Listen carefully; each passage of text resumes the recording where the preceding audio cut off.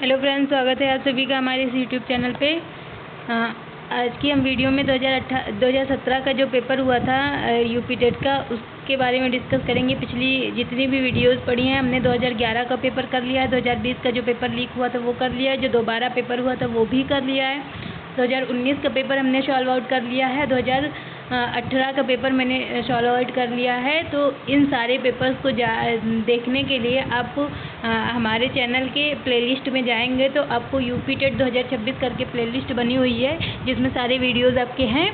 उन सबको जाइए, देखिए, लाइक शेयर एंड सब्सक्राइब ज़रूर से करिए, जिससे आपको आगे भी आने वाले जो भी टीचिंग एग्ज़ाम्स हैं उनमें हेल्प मिल सके। तो चलिए आज की वीडियो शुरू करते हैं।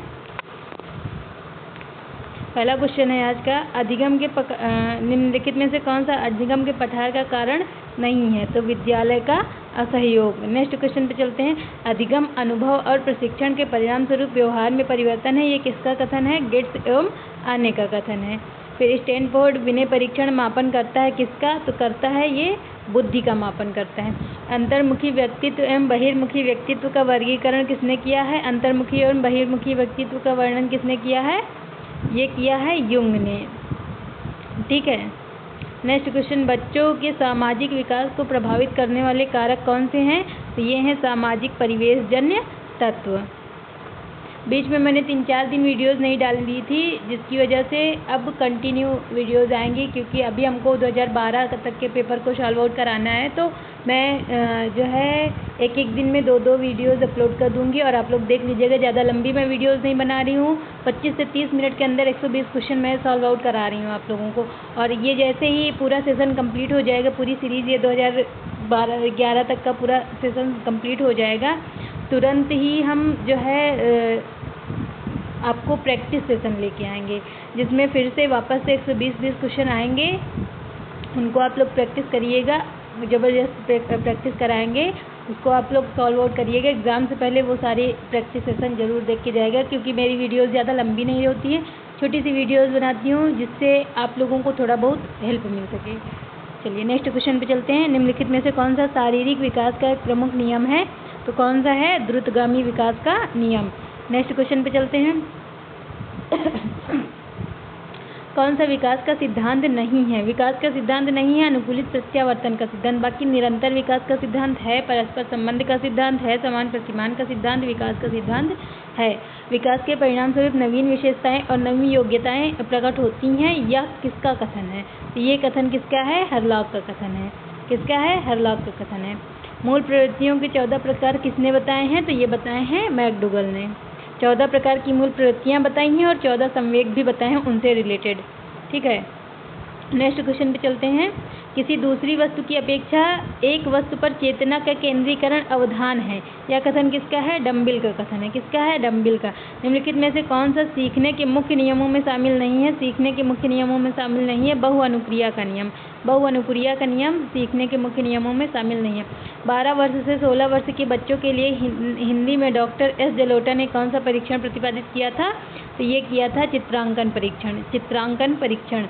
बुद्धि के द्विकारक सिद्धांत का प्रतिपादन किसने किया था? ये किया था स्पीयरमैन ने। किसने किया था? स्पीयरमैन ने। निम्नलिखित में से कौन सा युग्म सही नहीं है? तो कौन सा युग्म सही नहीं है? सीखने का समग्र सिद्धांत हल ने। सीखने का समग्र सिद्धांत हल ने नहीं दिया था, ये गेस्टाल्टवादियों ने दिया था, जिसमें नाम आता है कोहलर का। ठीक है। कोहलर ने अपना प्रयोग चिंपैंजी पे किया था। ठीक है। सीखने का उद्दीपक अनुक्रिया सिद्धांत थॉर्नडाइक ने किया था। थॉर्नडाइक ने बिल्ली पे अपना प्रयोग किया था। सीखने का प्रक्रिया प्रसूत अनुबंधन का सिद्धांत BF स्किनर ने किया था। स्किनर ने चूहे और कबूतर पे अपना प्रयोग किया था। सीखने का क्लासिकल सिद्धांत पावलोव ने किया था। पावलोव ने कुत्ते पे अपना प्रयोग किया था। नेक्स्ट क्वेश्चन पे चलते हैं। सुजनन शास्त्र के जनक कौन है? सुजनन शास्त्र के पिता कौन है? ये हैं गाल्टन। गाल्टन की पुस्तक का नाम क्या है? Heredity and genius. Next question पे चलते हैं। ग्रंथियों के आधार पर व्यक्तित्व के विभिन्न प्रकारों की चर्चा किसने करी है? तो ये करी है कैनन महोदय ने। किसने की है? कैनन महोदय ने। सृजनात्मकता मौलिक परिणामों को अभिव्यक्त करने की मानसिक प्रक्रिया है, यह कथन किसका है? तो ये कथन है क्रो एंड क्रो का। विद्रोह की भावना की प्रवृत्ति निम्नलिखित में से किस अवस्था से संबंधित है? तो पूर्व किशोरावस्था से। नेक्स्ट क्वेश्चन, सीखने की वह अवधि जब सीखने की प्रक्रिया में कोई उन्नति नहीं होती उसको क्या कहा जाता है? तो सीखने की प्रक्रिया में जब कोई उन्नति नहीं होती उसको सीखने का पठार कहा जाता है। इसको उस दिन मैंने समझाया था 2019 के पेपर में आई थिंक, तो उसको आप देख लीजिएगा जो 2019 की वीडियोज़ पढ़ी हैं, तो आपको समझ में आ जाएगा सीखने का पठार कैसे बनता है। बुद्धि लब्धि निकालने का सूत्र है। बुद्धि लब्धि निकालने का सूत्र क्या है? मानसिक आयु बटे वास्तविक आयु गुणे 100। सीखने में प्रयास व भूल के सिद्धांत का प्रतिपादन किसने किया था? तो प्रयास एवं त्रुटि का सिद्धांत किसने दिया था? थॉर्नडाइक ने। थॉर्नडाइक ने 2 प्रकार के नियम दिए हैं, प्राथमिक नियम और गौड़ नियम। प्राथमिक नियम के अंतर्गत 3 प्रकार के उपनियम दिए गए हैं और गौड़ नियम के अंतर्गत 5 प्रकार के उपनियम दिए गए हैं। ठीक है। सामान्य संयुक्त कोशिका में गुणसूत्रों के जोड़े कितने होते हैं? तो ये 23 जोड़ी गुणसूत्र होते हैं। नेक्स्ट क्वेश्चन, कोहलर निम्न में से किससे संबंधित है? कोहलर किससे संबंधित है? तो कोहलर है अधिगम के सिद्धांत से संबंधित। क्रिया प्रसूत अनुबंधन का सिद्धांत किसने दिया था? स्किनर ने दिया था। स्किनर ने अपना प्रयोग किस पर किया है? चूहे और कबूतर पे किया है। नेक्स्ट क्वेश्चन पे चलते हैं। बुद्धि के तरल क्रिस्टलीय प्रतिमान के प्रतिपादक कौन है? बुद्धि के तरल क्रिस्टलीय प्रतिमान के प्रतिपादक कौन है? ये हैं आरबी कैटल महोदय। शिक्षण हेतु मानसिक उद्वेलन प्रतिमान का प्रयोग निम्न में से किसके सुधार हेतु किया जाता है? तो ये होता है सृजनात्मकता के सुधार हेतु। गोलमैन निम्न में से किससे संबंधित हैं? तो किससे संबंधित है गोलमैन? संवेगात्मक बुद्धि से संबंधित है। निम्न में से कौन शेष से भिन्न है? शेष से भिन्न है ड्राइव रिडक्शन सिद्धांत। नेक्स्ट क्वेश्चन, संज्ञानात्मक संप्राप्ति का न्यूनतम स्तर है। संज्ञानात्मक संप्राप्ति का न्यूनतम स्तर है ज्ञान।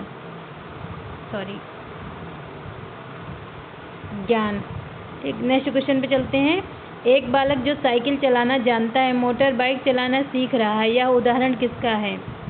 ऊर्ध्व अधिगम अंतरण का। ऊर्ध्व अधिगम अंतरण का। चलिए CDP हमारी कंप्लीट हो गई 30 क्वेश्चन। अब हिंदी के क्वेश्चन करते हैं। समय ज़्यादा बचा नहीं इसलिए मैं डीप में नहीं करा रही हूँ कोई भी चीज़। बस मेरा ये उद्देश्य है कि आपको एटलीस्ट सारे PYQ आपकी नज़र के तले से निकल जाएं। डीप में आप लोगों ने, मैं ये मान के चल रही हूँ, जो सीरियस एस्पिरेंट हैं उन्होंने डीप में सारी चीज़ें पढ़ रखी होंगी। तो आपको बस ये पता होना चाहिए कि क्वेश्चन कैसे पूछे जाते हैं और कैसे पूछे जाने की संभावना है। इसलिए मैं PYQ सीरीज़ चला रही हूँ। ठीक है। फास्ट में आप अभी जो है इस एग्ज़ाम के लिए, चूँकि समय कम बचा है, लेट से मैंने सेशन भी स्टार्ट किया है, तो आप लोग इसको देख लीजिए। उसके बाद फिर आने वाले जो भी एग्ज़ाम्स होंगे उनसे रिलेटेड हम डीप में क्लासेस शुरू करेंगे। चलिए हिंदी के क्वेश्चन देखते हैं। निम्नलिखित में मौखिक अभिव्यक्ति का रूप है। मौखिक अभिव्यक्ति का रूप है आशु भाषण।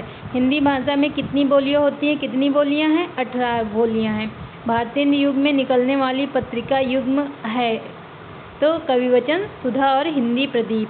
कविवचन सुधा के प्रतिपादक कौन है? संपादक कौन है? ये हैं भारतेंदु हरिश्चंद्र। हिंदी प्रदीप के कौन हैं? ये हैं बालकृष्ण भट्ट। हाँ, बालकृष्ण भट्ट ने हिंदी प्रदीप का प्रतिपादन किया था। तद्भव पत्रिका का संपादक कौन है? तद्भव पत्रिका के संपादक हैं अखिलेश। ठीक है। 12 बरस लो होकर जीवे और 13 लो जिए सियार। यह पंक्ति किसकी है? तो ये है जगनिक की। ठीक। नेक्स्ट क्वेश्चन, किस देश में हिंदी भाषा का प्रयोग लिखने और बोलने में किया जाता है? तो ये देश है मॉरिशस। कौन सा देश है? मॉरिशस। बोलने और लिखने में हिंदी भाषा का प्रयोग किया जाता है। सूरसागर किस भाषा की रचना है? तो सूरसागर है ब्रज भाषा की रचना। किस भाषा की? ब्रज भाषा की। वीरों का कैसा हो बसंत, यह कविता किसकी है? तो ये है सुभद्रा कुमारी चौहान की। नेक्स्ट क्वेश्चन, कौन सी व्याकरण और वर्तनी की दृष्टि से शुद्ध भाषा कहलाती है? तो कौन सी है? मानक भाषा। नेक्स्ट क्वेश्चन, निम्नलिखित में से कौन सा रासो आल्हा खंड के नाम से प्रसिद्ध है? तो ये है परमाल रासो। अब ये 3 क्वेश्चन आपके गद्यांश से रिलेटेड हैं।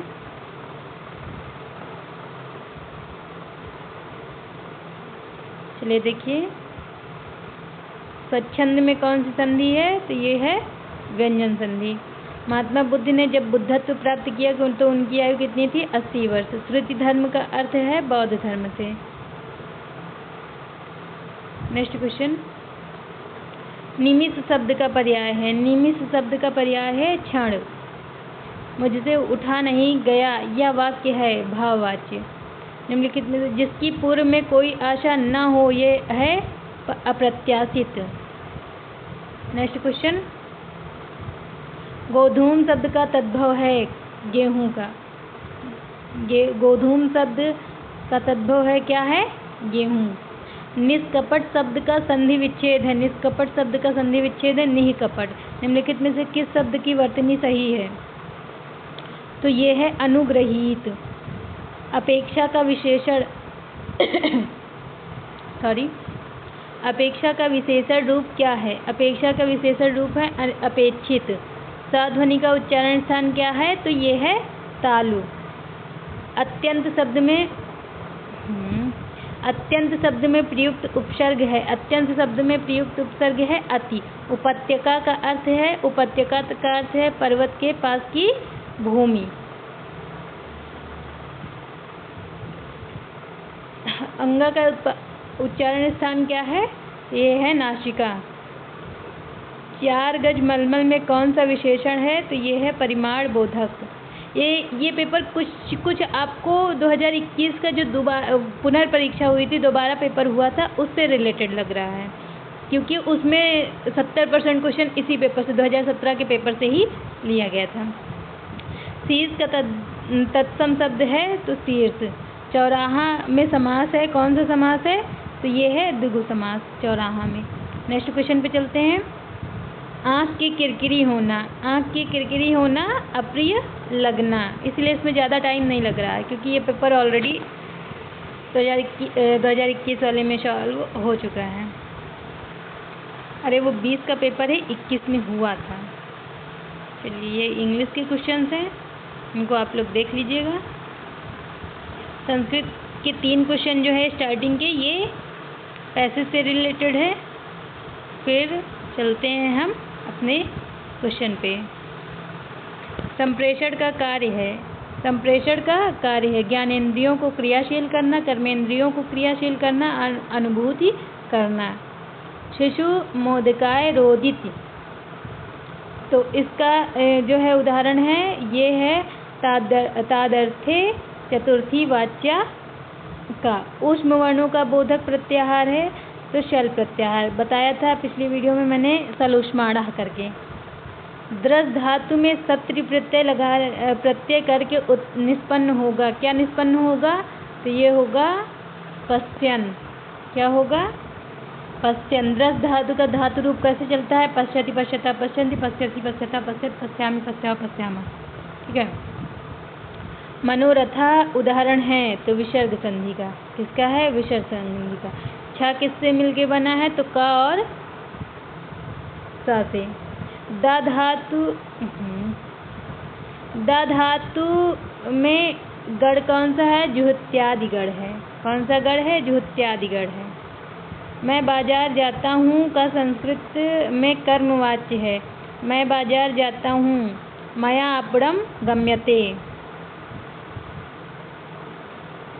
उपोषत में संधि है, पर रूप संधि है। नयके में संधि है, ये कौन सी संधि है? वृद्धि संधि है। अव्यय शब्द का समूह है, अव्यय शब्द का समूह कौन सा है? सर्वत्र, अधुना, उपरि। क्या है? सर्वत्र, अधुना और उपरि।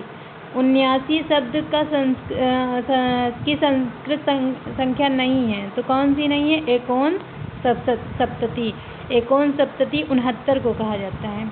नयनम में प्रयुक्त प्रकृति है नी और ल्युट। अंतस्थ वर्ण है तो यड़ प्रत्याहार के अंतर्गत या व राला।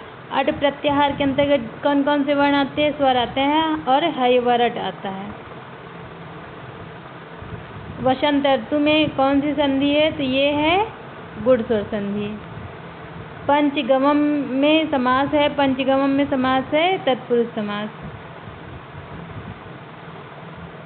पितृ शब्द का संबोधन एक वचन रूप होगा, संबोधन का एक वचन रूप होगा तो कौन सा होगा? हे पितः। निम्न में से कौन संयुक्त व्यंजन है? संयुक्त व्यंजन कौन सा है? ज्ञा है। चाहिए के अर्थ में प्रयुक्त प्रत्यय होता है, चाहिए के अर्थ में तव्यत् प्रत्यय प्रयुक्त होता है। मुझे संस्कृत अच्छी लगती है, इसका संस्कृत में अनुवाद क्या है? मह्यम संस्कृतम रोचते। नेक्स्ट क्वेश्चन, श्रीमद् भगवत गीता में कुल कितने अध्याय हैं? तो कितने अध्याय हैं भगवत गीता में? 18 अध्याय हैं। महाभारत के भीष्म पर्व से भगवत गीता लिया गया है। 18 अध्याय हैं जिसमें 700 कुल श्लोक हैं। ठीक है। कारक में यदि प्रकृति क्रिय है तो प्रत्यय कौन सा है? अड़वुल प्रत्यय है। कारक में कौन सा प्रत्यय है? अड़वुल प्रत्यय। अव्ययी भाव समास का उदाहरण है, अव्ययी भाव समास का उदाहरण है अधिहरि। चतुर्विंशति शास्त्री संहिता के नाम से विख्यात है कौन? रामायण। नेक्स्ट क्वेश्चन, च्युत संधि का उदाहरण है तो कौन सा है? विद्वज्जयति, विद्वज्जयंती है ना। फिर है विद्वौषधम, रचनाकार हैं श्रीहर्ष, नैषधि चरित्र लिखी थी ना, तो उसी को कहते हैं। नेक्स्ट क्वेश्चन पे चलते हैं। अब हमारा संस्कृत भी कंप्लीट हो गया है। देख रहे हैं वीडियो जैसे जैसे टाइम करीब आ रहा है, वीडियोस छोटी होती जा रही हैं। अब हम पर्यावरण करेंगे। संविधान सभा में राष्ट्रीय गान को कब अपनाया गया था? तो 24 जनवरी 1950 को। पुष्कर मेला कहाँ लगता है? तो पुष्कर मेला अजमेर में लगता है। नेक्स्ट क्वेश्चन पे चलते हैं।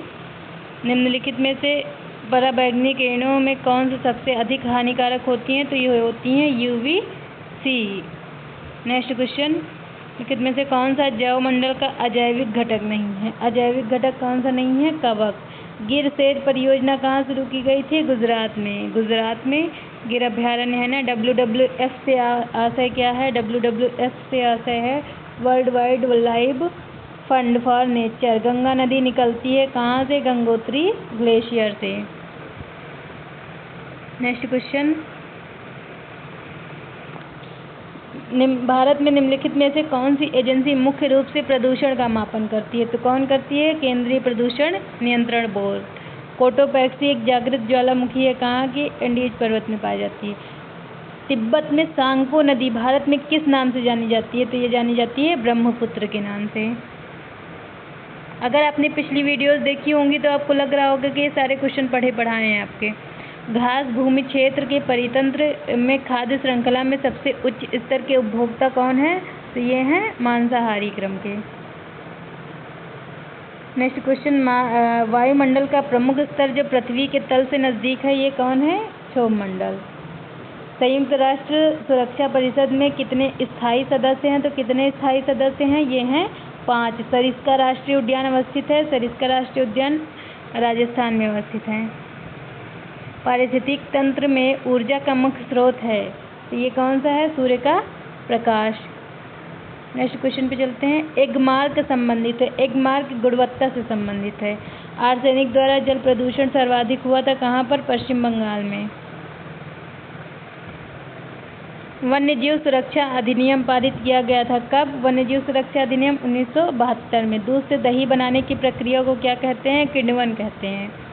नेक्स्ट क्वेश्चन, किस देश के संविधान से मौलिक कर्तव्यों को लिया गया है? तो USSR। कहाँ है? ये है। नेक्स्ट क्वेश्चन, ध्रुव तारा कहा जाता है किसको? ध्रुव तारा कहा जाता है उत्तरी तारे को कहा जाता है। प्रोजेक्ट टाइगर किस वर्ष प्रारंभ किया गया था? 1973 में। प्रोजेक्ट टाइगर का शुरू किया गया था 1973 में। फूलों की घाटी कहाँ पर स्थित है? फूलों की घाटी है उत्तराखंड में। एक वयस्क मानव में कुल अस्थियों की संख्या कितनी है? 206 है। ग्रीन पीस इंटरनेशनल का मुख्यालय कहाँ पर है? एम्स्टर्डम में। प्रकाश संश्लेषण के प्रकाशीय चरण के दौरान ऑक्सीजन का ऑक्सीकरण एवं अपचयन होता है। किसका ऑक्सीकरण एवं अपचयन होता है? तो ये होता है जल का ऑक्सीकरण और NADP का अपचयन होता है। नेक्स्ट क्वेश्चन, LPG के संदर्भ में क्या सही नहीं है? LPG के संदर्भ में यह मीथेन उत्सर्जन करने वाला गैस है। प्रजातियों की उत्पत्ति एक रचना है, यह कथन किसका है? तो चार्ल्स डार्विन का है। मकर रेखा है 23.5 डिग्री साउथ में।